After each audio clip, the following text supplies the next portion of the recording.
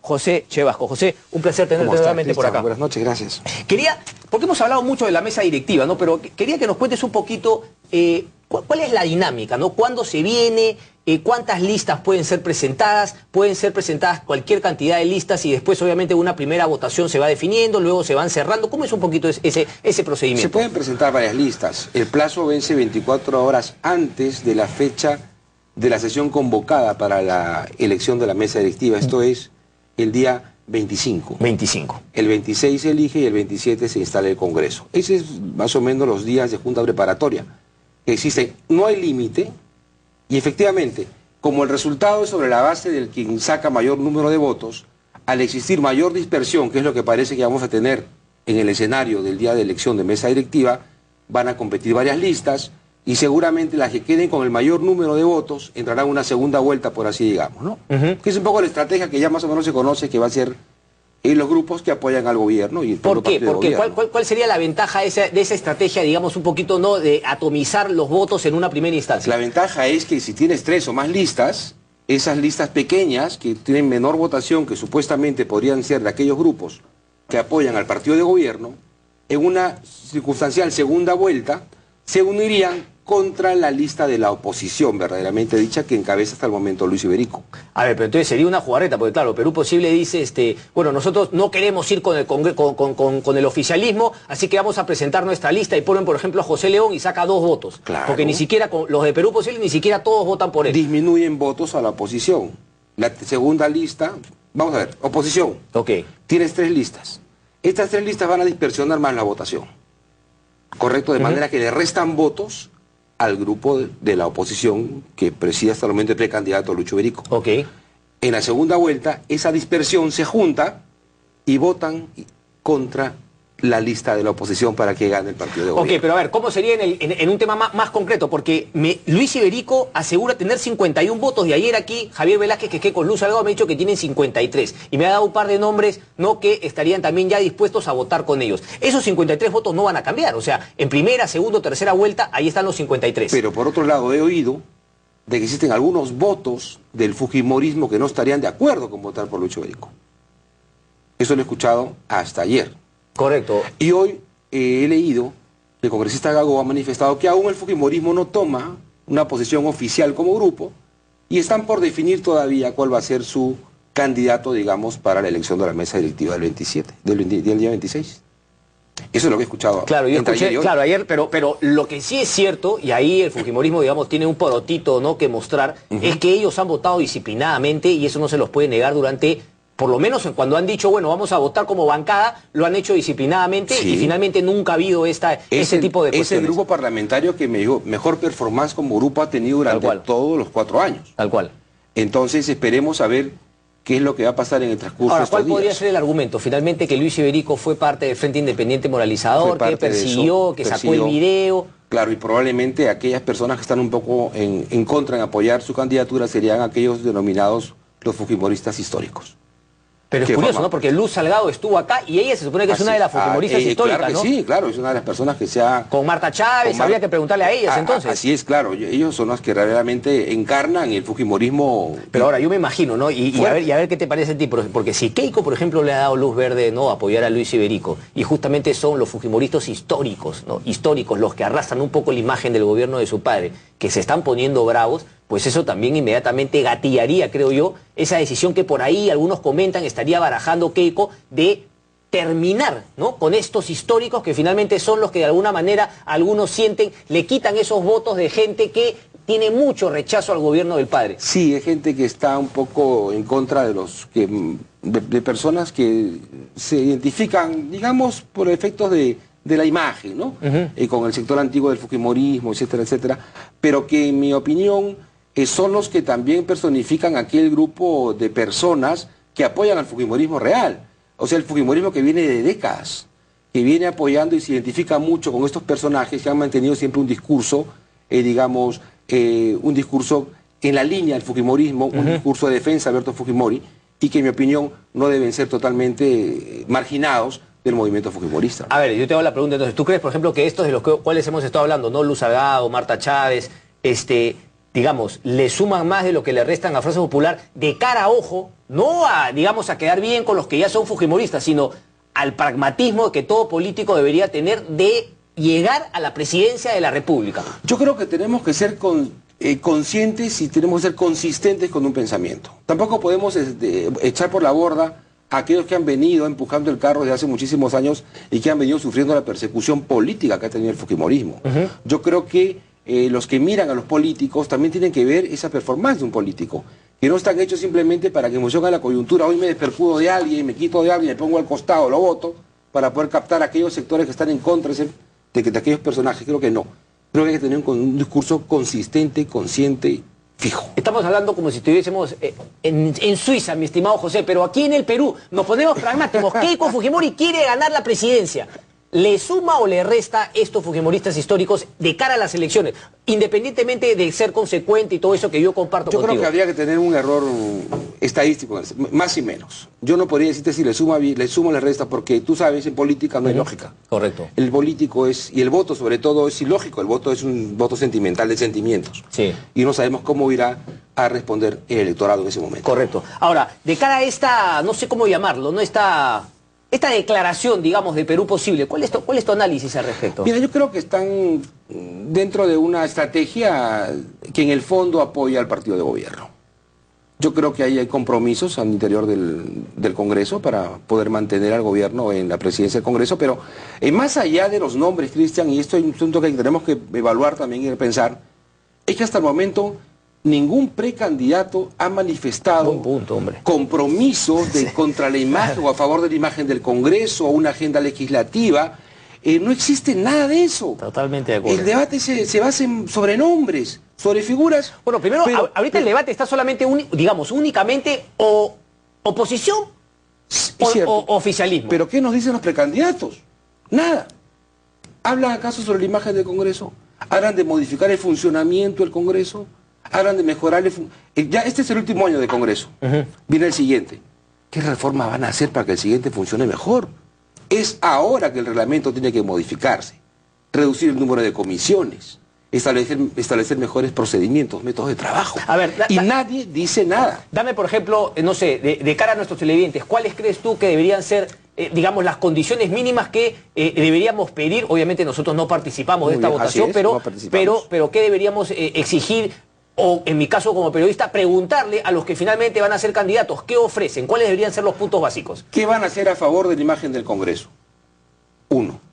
Segundo, aprobar leyes sobre el tema del transfugismo. Es otro problema que tiene el Parlamento, porque a medida que los parlamentarios abandonan sus grupos, van formando otros grupos parlamentarios y el Congreso se sigue fragmentando y los acuerdos no se pueden tomar.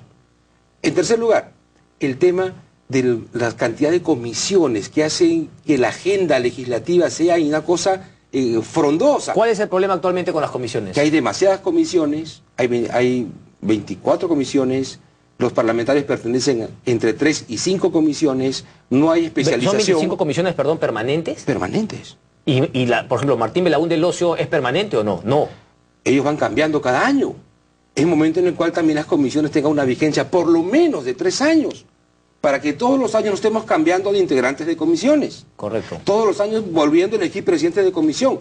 El Congreso se demora por lo menos entre 2 y 3 meses en elegir sus cuadros de comisiones cada año. Esto hay que terminar.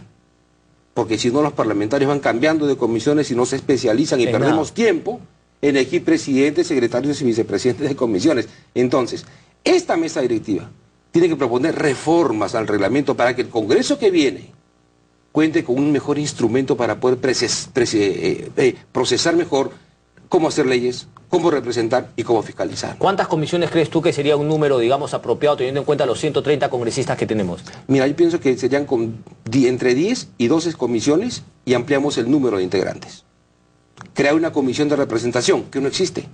La representación en el Congreso ahora es un trabajo individual.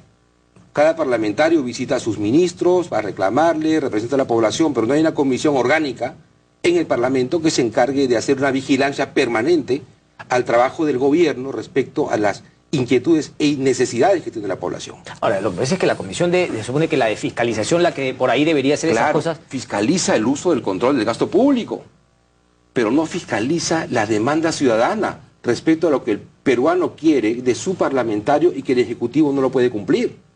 Para eso necesitamos una comisión donde los parlamentarios representados llamen a los funcionarios del Ejecutivo para decirles por qué no cumplen con los pedidos de la ciudadanía. Y realmente tenemos una mesa de diálogo, tenemos un lugar donde los ciudadanos pueden asistir para conversar con los funcionarios públicos del gobierno y decirles por qué no cumplen con lo que nosotros estamos pidiendo. Entonces, vamos más allá de los nombres, querido Cristian. Hay que preguntarle a los precandidatos qué van a hacer para mejorar el funcionamiento del Congreso. ¿Qué más podría hacer? Me dijiste, imagen del Congreso, ¿no? Leyes de transfugismo, comisiones. Deberíamos insistir, por ejemplo, con que nos asegure que la próxima mesa directiva va a poner en debate los puntos que todavía se mantienen en stand-by de la reforma política. Voto preferencial, ¿qué cosas hay, por ejemplo? El tema del voto preferencial. Tenemos el tema de la ley de financiamientos de partidos políticos, financiamiento público y privado, con todos estos escándalos que hemos tenido. Tenemos que ver también por el tema de si vamos a tener o no representantes de los peruanos en el extranjero. O sea, hay una serie, si mal no recuerdo, eran 11 temas que están pendientes hoy de la agenda respecto a la ley de partidos políticos y la ley de reforma política de cara a las nuevas elecciones. O sea, este último año, yo creo que debe ser un año de hacer las grandes reformas para que el quinquenio que viene tenga mejores instrumentos de carácter procesal y legal que hagan que los poderes del Estado funcionen mejor. ¿Es realista esperar que sea este Congreso, por lo menos en su último año, y sea quien sea en quien caiga, ¿no?, la presidencia del Congreso, que lo pueda lograr? Sería lo más sensato. Lo más sensato porque los parlamentarios, muchos de los que están hoy no van a ser reelectos. Es probable que no sean reelectos. Consiguientemente, ellos, ya que no tienen, y sigamos, digamos, una participación en el siguiente quinquenio, deben dejar las reglas claras, deben deshacerse de sus individualismos y los partidos políticos representados hoy en el Congreso deben tener una actitud despercudida para que puedan tomar decisiones de esta naturaleza y creo que la población lo vería con buenos ojos y sobre todo la imagen del Congreso podría recuperarse. Ahora, yo te podría preguntar, bueno, pero ¿tú crees que finalmente, qué le haría mejor al país, a la situación por la cual atravesamos? ¿Que se quede en manos del oficialismo o en manos de la oposición? Claro, y tú me dirás, bueno, primero tengo que ver justamente lo que te estoy mencionando, ¿no? Que me pongan los puntos. Pero lo que sí es cierto es que ya ha estado 4 años en manos del oficialismo.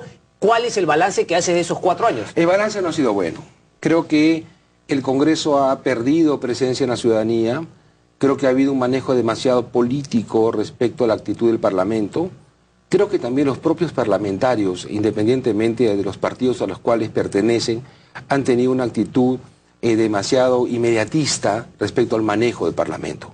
La agenda del Congreso no necesariamente ha sido la agenda de la población esperaba más del Congreso, no esperaba líos, no esperaba escándalos, no esperaba enfrentamientos. Y creo que ha esperado otras cosas como los temas de seguridad ciudadana, temas relacionados con su día a día, y creo que el Congreso no ha sabido interpretar bien la demanda de la ciudadanía en estos 4 años. Claro, nosotros estamos hablando un poquito también de lo que tienen que finalmente legislar. ¿Tú crees, por ejemplo, que este tema de las facultades legislativas es positivo o también nos demuestra que el Congreso no hace bien su chamba? Porque ellos han podido también tomar la batuta y decir, un momentito, la inseguridad ciudadana, ¿no? El señor Reyardo, ¿no? Que tenía parte de la comisión, claro, y qué sé yo, él ha podido hacer mucho más, pero también como que han claudicado y han dicho, bueno, porque ahora el fujimorismo y el aprismo se están vendiendo como que, oye, mira cómo nosotros sacamos pecho por el Perú, porque les hemos entregado las facultades. ¿Qué mejor demostración de nuestro civismo y nuestra responsabilidad? El timing, el tema de tiempo les ha favorecido que así sea y correr y pasar de la pelota, digamos, al Poder Ejecutivo. Pero hay algo de eso también, le ha pasado la pelota, ¿no? Claro que lo hay. Por eso, han tenido una agenda muy grande. Las agendas legislativas, sobre todo en congresos con dispersión, deben ser cortas, pequeñas, con temas emblemáticos, como el tema, por ejemplo, de la seguridad. Hoy tenemos la orden del día en el Parlamento con 600 proyectos de ley esperando que sean debatidos. ¿Tú crees que es materialmente posible hacer eso? No. Exacto. ¿Por qué? Ahora, ¿estos 600 proyectos han sido presentados por los congresistas actuales? Claro. En estos 4 años están pendientes, ahí esperando la cola. Ahora, puede ser también que, disculpa mi ignorancia, pero puede ser que esos 600 proyectos también haya algunos proyectos que hayan quedado de la legislatura, o sea, del Congreso anterior, o hay un corte ahí. Hay un corte. Siempre hay un corte. Hay un corte. O sea, esos proyectos que se quedan piña, tendría que volverse a presentar en el nuevo Congreso. Así es, entonces tiene 600 proyectos. O sea, esos 600 se van a perder, porque en este año... Claro, y son producto de las 24 comisiones, pues. No es que todas las comisiones quieren justificar su presencia haciendo dictámenes. Entonces todos mandan los dictámenes y se queda un embudo. Y al final pasan al debate lo que decide la presidenta y el consejo directivo. Entonces los temas de agenda del pleno son producto del consenso, digamos, de la presidenta y de los miembros del consejo. ¿Cuántos están esperando? ¿Cuánto se ha perdido en tiempo y dinero en hacer esos proyectos de ley que no van a ser debatidos? A ver, suéltame, por ejemplo, José, en la megacomisión, ¿qué nos ha aportado? O sea, ha pasado, ¿qué nos ha dado todo ese tiempo, toda esa parafernalia? Escándalos. Mira, las comisiones investigadoras... Bueno, entonces yo no me puedo quejar, ¿no? Pues noticia, pues, ¿no? Por eso, las comisiones investigadoras creen que deben llegar a hacer un hueco y llegar hasta la China. No. Las comisiones investigadoras tienen que encontrar indicios. Y luego del indicio pasarlo a la fiscalía, etcétera. Eso tenemos que comprender en el Congreso. Bueno, pues pero eso sería un poquito ir contra la naturaleza del político, que lo que quiere es el micro, lo que quiere es salir a decir, lo que quiere es patear al rival, lo que quiere es justamente no soltar esa pelota que finalmente pasaría al Ministerio Público para que haga su chamba. No quieren, por eso quizá alargan, piden 30 días más, 90 días más, 120 días más. Sí, pero no se dan cuenta que a más tiempo pierden la imagen favorable de la ciudadanía. Lo que la ciudadanía quiere es resultados. El político moderno tiene que actuar distinto. El político moderno no tiene que estar sobre la base del comportamiento de los políticos tradicionales, para decir algún nombre, ¿no? El político moderno de hoy está siendo evaluado por modernos peruanos que tienen otra visión de la política, otra visión del trabajo y que necesitan un Estado más eficiente y más eficaz. Pero para que eso se condiga, José, por ejemplo, tendríamos que demostrar que efectivamente en las próximas elecciones el nivel de reelección sea incluso menor al del año anterior, para que la gente, para que los congresistas sientan, caracho, ¿no? Ya no me los puedo almorzar así a mis electores, ya son más moscas, ya son más modernos. Pero también eso va a suceder cuando el voto sea libre y no obligatorio. Mucha gente que va a votar, su agenda de vida no es la política y votan porque les caíste bien, porque cantas bonito y bailaste bacán. Voto obligatorio debería ser anulado. Yo creo que sí. Entonces, el político de hoy necesita cambiar su forma de actuar y de pensar. Y eso vamos a lograrlo también cuando el Congreso apruebe la ley de financiamiento privado y público de los partidos políticos para que el partido político sea realmente una escuela de gobierno. Ya, José, pero ahí justamente caemos en una serie de contradicciones, porque claro, la gente cada vez tiene una visión más deslegitimada del Congreso de la República, pero al mismo tiempo nosotros le decimos, oye, ¿sabes qué? Tenemos que darle financiamiento público a los partidos. Yo ahora lo hablaba en la radio y la gente me dice, tú estás loco. Pero hay que saber explicarle. Hay que decirle que el financiamiento no va a ser ni para pintar las paredes ni para comprar un clavo.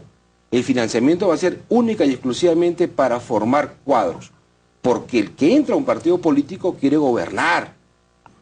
Quien se va a sentar en Palacio de Gobierno, en el Congreso, en la Municipalidad de buenas regiones, son gente que proviene del partido político. Y el Estado debe preocuparse para que el futuro gobernante del Estado esté formado, para saber gobernar y tomar decisiones apropiadas, en función a que el gasto público debe ser eficiente y transparente. Y para eso tenemos que hacer tú y yo docencia política todos los días. A ver, ¿cómo voy a hacer esa docencia? Claro, nosotros estamos en RBP, está el tema, ¿no? Del poder humano, claro qué sé yo, tratando de explicarle un poco a la gente, pero también, por ejemplo, cuando yo comento la importancia de que haya una cámara también de senadores, una cámara alta, que sea un filtro mayor para los temas, la gente también me dice, oye, tú estás loco. Yo, por ejemplo, tú sabes que yo estoy a favor del Congreso unicameral. Por eso te lo decía, ¿no? Y nuevamente chocamos con la gente. Entonces, ¿cuál sería el punto de poderle demostrar? Que el voto sea libre, para que la gente que realmente comprende la política vote apropiadamente. Los que están informados en política saben votar. Hay otros señores, otras personas que no les interesa la política y se acuerdan de la política en la cola para no pagar una multa. Hagamos que sea libre. Que voten pocos, pero que voten bien. Y así poco a poco. No, ni tú ni yo lo vamos a ver seguramente, pero en el futuro tendremos mejores gobernantes. Y en eso tenemos que pensar. El político tiene que pensar más allá de lo que va a vivir. tiene que imaginarse un mundo mejor. Ya, yo quiero que también la gente entienda un poquito digamos, el poder que tiene un ciudadano. Los que tienen que decidir si es que se elimina el voto preferencial son los congresistas. Los que pueden eliminar el voto obligatorio son los congresistas. Es decir, ellos mismos no van a querer cambiarlo. ¿Qué puede hacer un ciudadano? A ver, ilústranos. Nada. Mira, podemos presentar firmas, ¿qué podemos hacer? Presentar iniciativas legislativas, tenemos a los colegios profesionales, tenemos a instituciones que pueden presentar también iniciativas de proyectos de ley. Por eso es que este año es clave. Si en estos 12 meses que faltan se hacen las grandes reformas, los que vienen van a tener que usar estas reformas que se hacen hoy. Por eso que tenemos que llegar a la conciencia de los políticos, y no solamente los que están representados en el Congreso, sino a los líderes que están fuera del Congreso, al señor García, a la señora Keiko Fujimori, y a otros líderes que no estando presentes físicamente en el Congreso, pero son los que van a marcar la agenda y pueden establecer unos criterios básicos para la reforma política que el país necesita. ¿Tú por qué dices que es el momento adecuado? Porque justamente, digamos, lo que se decida ahora en el Congreso ya no va a afectar a los que ahora están... Así es. O sea, no es que están pensando en el Perú, sino que, claro, ahora sí pueden hacerlo porque ya no nos toca ya. Claro, pues, exactamente. Aquí está el estudio que tú y yo hemos dicho que estamos en Suiza.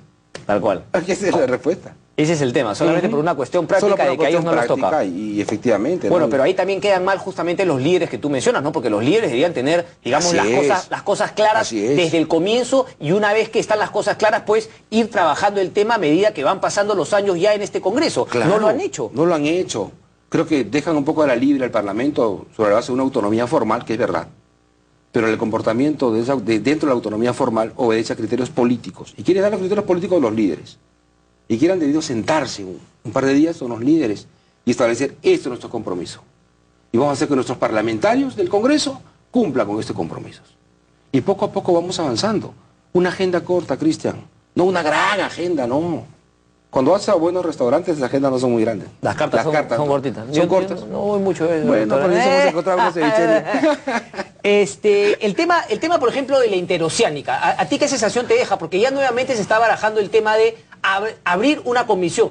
Y yo hace poco he leído, no me acuerdo en qué semanario, que ya se creó en el gobierno anterior, ¿no? En el periodo anterior, una comisión al respecto y no encontró nada. Así es. Ahora sale la Contraloría, que debió haber escuchado en su momento, a decir que también hay indicios. O sea, la Contraloría recién se pone las pilas. O sea, tenemos que esperar que Brasil... La Contraloría tiene que hacer un trabajo más de previsión. Ellos pueden establecer alertas tempranas. Yo le llamaría así, alertas tempranas. Porque el objetivo no es simplemente agarrar a la persona que ha cometido una infracción administrativa o económica, etcétera. El objetivo es que no hayan esas infracciones. Ok. Entonces, para que no cuando ya es delito, finalmente el que tiene que verlo es el Ministerio Público. Para que no haya infracciones, hay que hacer alertas tempranas. Y la Contraloría, con la información, toca la puerta al responsable, de un ministro, de quien sea, le dice, señor, tengo esta agenda, esta alerta temprana, y estamos viendo porque por acá puede haber problemas. No haga que el problema se termine. Comience usted a actuar desde ahora. Entonces es una labor más preventiva, ¿no? Correcto. Y el Congreso también debe repensar el tema de sus comisiones investigadoras. Porque vamos a tener, como antes teníamos, infinitas comisiones investigadoras. Y nuevamente yo creo que las comisiones finalmente no llegan a nada, como tú dices, y van aumentando la deslegitimidad de ese Congreso de la República. Claro. Y además la gente se da cuenta que todo es de uso político. Finalmente no golpear al rival de turno. Claro, entonces debe ponerse plazos reales y concretos y establecer cuáles son los indicios y tomar una decisión. Para ir acabando, siempre hemos hablado de, digamos, lo mal que está siendo manejada, lo mal que funciona, ¿no? Una institución tan fundamental como es el Congreso de la República, pero siempre nos quedamos únicamente en los congresistas, de los cuales obviamente hemos dedicado casi 30 minutos del programa a hablar al respecto, pero ¿qué hay de el equipo detrás? Porque claro, cuando por ejemplo hablamos del Ejecutivo, de gobierno, siempre hablamos de los políticos que llegan al poder, pero nunca hablamos, por ejemplo, de los funcionarios públicos que por ahí alguna voz se dice que se necesitan 6.000 para un país como el Perú para manejarlo de acuerdo. O sea, esos funcionarios, esa parte administrativa del Congreso, ¿son también un problema o son consecuencia del mal manejo del político? Mira, son ahora un problema. Tenemos 3.000 empleados, hay 3.000 empleados en el Congreso. ¿3.000? Sí, 3.000. ¿Es mucho? Es demasiado. Te apuesto que tienen más, el Congreso tiene más empleados que el banco más grande que el Perú, en todo el país. Entonces, tenemos que reducir eso. El empleado del Congreso que forma parte del servicio parlamentario debe tener una línea de carrera. Tú sabes que empecé de conserje y terminé de oficial mayor, hice carrera. Hoy esa carrera no existe, porque a partir del año 2002 o 2003, los que dirigían el Congreso comenzaron a poner gente de los partidos políticos en el servicio parlamentario. Entonces, poco a poco, esos empleados políticos están copando oficinas en el servicio sin concurso público, con algún tipo de ayudas internas, cuando en mi opinión los empleados deben concursar públicamente todos, inclusive los de confianza de los congresistas. Ok, pero a ver, una cosa es el congresista, ¿no? Y su grupo de confianza, claro, que no hasta podría ser, pero otra cosa es la parte, ¿no? Administrativa. Claro. Por ejemplo, hay un gerente general, ¿verdad? Gerente de administración. Hay un gerente de administración. Ese, digamos, es por el periodo de 5 años. Entiendo que hay 2 gerentes en el Congreso que son producto de concursos de servir, que está muy bien eso. Ok. Creo que es la de Recursos Humanos y creo que ese pero también... Pero yo me acuerdo, por ejemplo, un fallecido, que además era amigo, uno no era amigo, no, pero lo conocía un señor, no me acuerdo su nombre, pero que lo trajo Daniel Abugataz, claro, en su primer año. Es un funcionario de confianza política. Pero tenía, creo que el cargo de gerente general. ¿Ya no está ese cargo de gerente general? No, ahora se llama director general de administración. Pero igualito, a ese director general de administración lo pone el presidente de turno. Pues, eso está mal. Al gerente de logística, entonces hay una serie de cargos que no deben estar politizados. ¿Eso es así en otros congresos del mundo? No. Y claro, la pregunta es nuevamente, ¿quién cambia eso? ¿Los propios congresistas? Mira, que aparezcan, aunque me vayan a meter piedras, lo que quieran más tarde. Durante el fujimorismo, en el cual yo terminaba ya mi carrera legislativa, que yo lo empecé en el 80, yo no empecé mi carrera con el fujimorismo. Hasta el gerente general era producto de un concurso público que lo hacía una empresa privada. Y la empresa privada contratada entregaba a la mesa directiva el resultado del concurso y sobre una terna los miembros de la mesa directiva decidían quién era el gerente general para que trabaje bajo mis órdenes de oficial mayor. Tal cual. Entonces no había acopamiento de los puestos del servicio parlamentario. ¿Cuándo cambió? En el 2002, 2003. Cambió.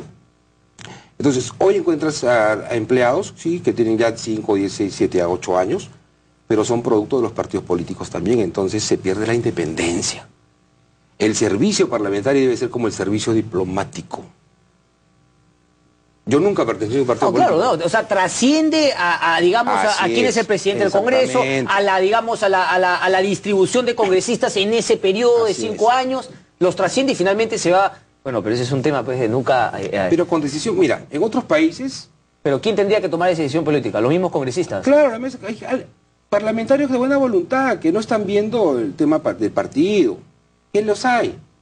En otros países, el organigrama lo aprueba el Pleno. ¿Dónde están los congresistas de buena voluntad? ¿Dónde están los congresistas de buena voluntad?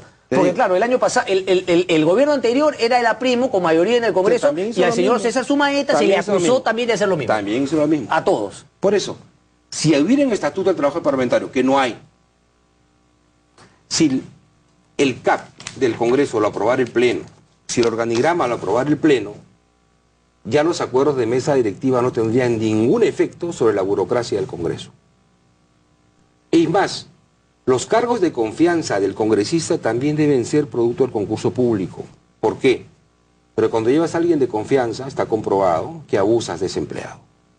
Ah, no, sí, claro, se ha quedado demostrado. Entonces, si necesitas una persona que concursa por un puesto, va a trabajar mucho mejor, porque ¿cuántos muchachos universitarios, jóvenes profesionales están con todo el deseo de estar en el Parlamento y trabajar por su país? Existen muchos. Claro, no, y además, tú lo has dicho, ¿no? Porque como están las cosas ahora, más bien el cargo de confianza es un poquito más bien que a uno lo corrompe espiritualmente, claro, ¿no? Porque cargo de confianza significa prácticamente apañarle todo al congresista en turno, y hemos visto que desgraciadamente los congresistas que hoy tenemos, claro, pues no son de lo mejor. Hay que pensar para que tengamos un parlamento mucho mejor, ¿no? Tal cual. Dios quieran, más adelante. ¿Vas a hacer política tú, José, o no? Estoy haciendo política ahorita, pero no voy a postular al Congreso. José Cheva, un placer como siempre. Gracias. Vamos a ir una...